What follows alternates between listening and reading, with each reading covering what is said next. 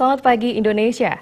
Anda menyaksikan seputar Bali terkini pukul 9 WITA bersama saya Santi Maharani.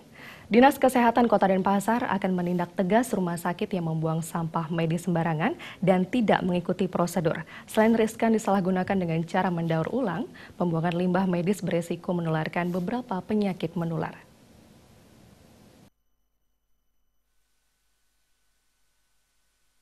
Persoalan pengelolaan sampah medis oleh sejumlah rumah sakit yang tidak memenuhi standar kini menjadi perhatian pasca dugaan pembuangan limbah medis di TPA.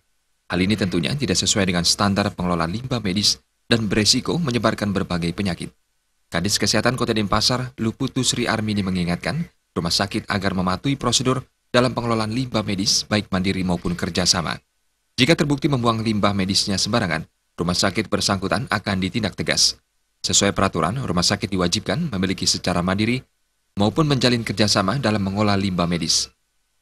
Pelayanan kesehatan yang ada di Denpasar gitu, yang kita haruskan memang mempunyai izin gitu.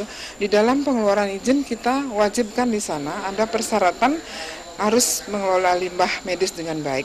Kalau dia tidak mempunyai, dia melakukan kerjasama dengan di tempat lain. Jadi kalau yang di Denpasar ada di 3 tempat, jadi kita kerjasama dengan Rumah Sakit Sanglah, Rumah Sakit Ongaya, dan RSAD.